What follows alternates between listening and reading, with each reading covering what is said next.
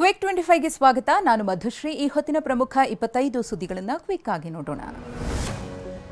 ಧರ್ಮಸ್ಥಳ ವಿರುದ್ಧ ಷಡ್ಯಂತ್ರ ಪ್ರಕರಣದಲ್ಲಿ ಎಸ್ಐಟಿ ವಿಚಾರಣೆ ಚುರುಕುಗೊಂಡಿದೆ. ಗಿರೀಶ್ ಮಟ್ಟಣ್ಣನವರ್, ಜಯಂತ್ ಇವತ್ತು ಕೂಡ ವಿಚಾರಣೆಗೆ ಹಾಜರಾಗಿದ್ದಾರೆ. ಬೆಳ್ತಂಗಡಿ ಎಸ್ಐಟಿ ಕಚೇರಿಯಲ್ಲಿ ತಡರಾತ್ರಿಯವರೆಗೂ ಮಟ್ಟಣ್ಣನವರ್, ಜಯಂತ್ ವಿಚಾರಣೆ ಎದುರಿಸಿದ್ರು. ಮಟ್ಟಣ್ಣನವರ ಹೇಳಿಕೆ ಆಧಾರದಲ್ಲೇ ವಿಠ್ಠಲ್ ಗೌಡನ ವಿಚಾರಣೆಯೂ ನಡೆಯುತ್ತಿದೆ. ನೇತ್ರಾವತಿ ನದಿ ತೀರದ ಬಂಗ್ಲಗುಡ್ಡದ ಬಳಿ ಪೊಲೀಸರ ಭದ್ರತೆಯನ್ನ ಹೆಚ್ಚಿಸಲಾಗಿದೆ. ನಿನ್ನೆ ವಿಠ್ಠಲ್ ಗೌಡನನ್ನ ಕರೆದೊಯ್ದು ಸ್ಥಳ ಮಹಜರು ಮಾಡಲಾಗಿತ್ತು. ಬಂಗ್ಲಗುಡ್ಡದ ಸುತ್ತಮುತ್ತ ಬೆಳ್ತಂಗಡಿ ಪೊಲೀಸರು ಬೀಟ್ ಹಾಕ್ತಿದ್ದಾರೆ. ಎಸ್ಐಟಿ ಅಧಿಕಾರಿಗಳ ನಡೆ ತೀವ್ರ ಕುತೂಹಲವನ್ನ ಕೆರಳಿಸಿದೆ. ನೇತ್ರಾವತಿ ಸ್ನಾನಘಟ್ಟದ ಸಮೀಪದಲ್ಲಿರುವ ಬಂಗ್ಲಗುಡ್ಡ ಕಾಡಿನಿಂದ ಬುರುಡೆ ತಂದಿದ್ದಾಗಿ ಮಟ್ಟಣ್ಣನವರ್ ಎಸ್ಐಟಿಗೆ ಮಾಹಿತಿ ನೀಡಿದ್ದಾನೆ. ಬೆಳ್ತಂಗಡಿ ಎಸ್ಐಟಿ ಕಚೇರಿಯಲ್ಲಿ ವಿಚಾರಣೆ ನಡೆಯಿತು.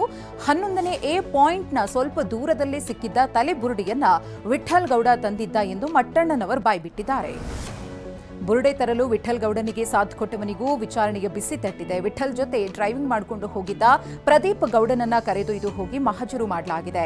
ಬಂಗ್ಲಗುಡ್ಡದಲ್ಲಿ ಬುರುಡೆ ತಂದ ಜಾಗದ ಮಣ್ಣಿನ ಸ್ಯಾಂಪಲ್ ಅನ್ನ ಸಂಗ್ರಹಿಸಲಾಗಿದ್ದು ಲ್ಯಾಬ್ಗೆ ಕಳಿಸಲಾಗಿದೆ. ಧರ್ಮಸ್ಥಳ ಕ್ಷೇತ್ರಕ್ಕೆ ನ್ಯಾಯ ಒದಗಿಸಿಕೊಡ್ತಿರುವುದು ನಾವು ಎಂದು ಡಿಸಿಎಂ ಡಿಕೆ ಶಿವಕುಮಾರ್ ಅವರು ಹೇಳಿದ್ದಾರೆ. ಬೆಂಗಳೂರಿನಲ್ಲಿ ಮಾತನಾಡಿದ ಅವರು, ಬಿಜೆಪಿಯ ನಾಯಕರು ಅವರ ಸಂಘಟನೆಯಿಂದಲೇ ಧರ್ಮಸ್ಥಳಕ್ಕೆ ಅವಮಾನ, ಅನ್ಯಾಯವಾಗಿದೆ ಅಂತ ವಾಗ್ದಾಳಿ ನಡೆಸಿದ್ರು.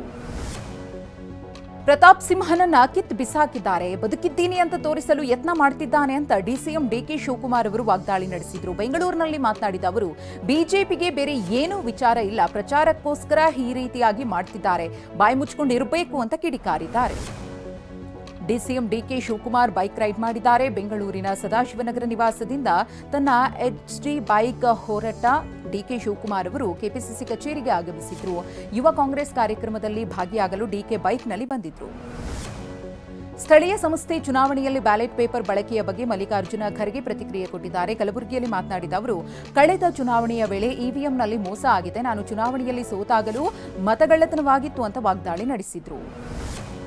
ಸ್ಥಳೀಯ ಸಂಸ್ಥೆ ಚುನಾವಣೆಯಲ್ಲಿ ಬ್ಯಾಲೆಟ್ ಪೇಪರ್ ಬಳಕೆ ಕಾನೂನು ತರ್ತೇವೆ ಅಂತ ಡಿಸಿಎಂ ಡಿಕೆ ಶಿವಕುಮಾರ್ ಹೇಳಿದ್ದಾರೆ. ಬೆಂಗಳೂರಿನಲ್ಲಿ ಮಾತನಾಡಿದ ಅವರು, ನಾಳೆಯೋ ನಾಡಿದ್ದೋ ನಾನು ಕಾನೂನು ತಂದು ತೋರಿಸ್ತೇನೆ ಅಂತ ಸವಾಲ್ ಹಾಕಿದ್ದಾರೆ. ಸೋಲನ್ನ ಮುಚ್ಚಿಕೊಳ್ಳಲು ಇವಿಎಂ ಸರಿ ಇಲ್ಲ ಅಂತ ಹೇಳ್ತಿದ್ದಾರೆ ಅಂತ ಬಿವೈ ವಿಜಯೇಂದ್ರ ವಾಗ್ದಾಳಿ ನಡೆಸಿದ್ರು. ಬೆಂಗಳೂರಿನಲ್ಲಿ ಮಾತನಾಡಿದ ಅವರು, ಇವಿಎಂ ಮೇಲೆ ಯಾಕೆ ವಿಶ್ವಾಸ ಕಡಿಮೆ ಆಗಿದೆ ಅಂತ ಹೇಳಬೇಕು, ಬ್ಯಾಲೆಟ್ ಪೇಪರ್ ತರ್ತಾ ಇರುವುದು ಮೂರ್ಖತನದ ಪರಮಾವಧಿ ಅಂತ ವಾಗ್ದಾಳಿ ನಡೆಸಿದ್ರು. ರಕ್ತಚಂದ್ರ ಗ್ರಹಣದ ಹಿನ್ನೆಲೆಯಲ್ಲಿ ಗವಿ ಗಂಗಾಧರೇಶ್ವರ ದೇಗುಲ ಬಂದ್ ಮಾಡಲಾಯಿತು. ದೇವರಿಗೆ ದರ್ಬೆ ಬಂಧನ ಮಾಡಿ ದೇವಾಲಯದ ಬಾಗಿಲನ್ನ ಮುಚ್ಚಲಾಯಿತು. ಇದಕ್ಕೂ ಮುನ್ನ ಶಿವನಿಗೆ ವಿಶೇಷ ಪೂಜೆ ಮಾಡಲಾಯಿತು. ನಾಳೆ ಬೆಳಗ್ಗೆ 7 ಗಂಟೆಯವರೆಗೂ ದರ್ಶನ ಇರುವುದಿಲ್ಲ. ಶುದ್ಧಿ ಕಾರ್ಯದ ಬಳಿಕ ದೇವಸ್ಥಾನದ ಬಾಗಿಲನ್ನ ಓಪನ್ ಮಾಡಲಾಗುತ್ತೆ. ಚಂದ್ರಗ್ರಹಣದ ಹಿನ್ನೆಲೆಯಲ್ಲಿ ಶ್ರೀ ಭೋಗನಂದೀಶ್ವರ ದೇವಾಲಯದಲ್ಲಿ ವಿಶೇಷ ಪೂಜೆ ಮಾಡಲಾಯಿತು. ಚಿಕ್ಕಬಳ್ಳಾಪುರ ತಾಲೂಕಿನ ನಂದಿಗಿರಿ ಧಾಮದಲ್ಲಿರುವ ಶಿವಲಿಂಗಕ್ಕೆ ಜಲಾಭಿಷೇಕ, ಏಕರುದ್ರಾಭಿಷೇಕ, ಪಂಚಾಮೃತ ಅಭಿಷೇಕ ಸೇರಿದಂತೆ ವಿಶೇಷ ಪೂಜೆಯನ್ನು ಮಾಡಲಾಯಿತು. ದೇವರ ದರ್ಶನಕ್ಕೆ ಭಕ್ತ ಸಾಗರವೇ ಹರಿದು ಬಂದಿತ್ತು. ಖಗ್ರಾಸ ಚಂದ್ರಗ್ರಹಣದ ಹಿನ್ನೆಲೆಯಲ್ಲಿ ಅಂಜನಾದ್ರಿ ಬೆಟ್ಟಕ್ಕೆ ಭಕ್ತ ಸಾಗರವೇ ಹರಿದು ಬಂದಿದೆ. ಕೊಪ್ಪಳ ಜಿಲ್ಲೆಯ ಗಂಗಾವತಿ ತಾಲೂಕಿನ ಅಂಜನಾದ್ರಿ ಪರ್ವತದಲ್ಲಿರುವ ಆಂಜನೇಯ ದರ್ಶನಕ್ಕೆ ಭಕ್ತರು ಮುಗಿಬಿದ್ದಿದ್ದಾರೆ. 575 ಮೆಟ್ಟಿಲು ಏರಿ ಆಂಜನೇಯನ ದರ್ಶನ ಪಡೆಯುತ್ತಿದ್ದಾರೆ. ಸಂಜೆ 5 ಗಂಟೆಗೆ ದೇವಸ್ಥಾನದ ಬಾಗಿಲು ಬಂದಾಗಲಿದೆ.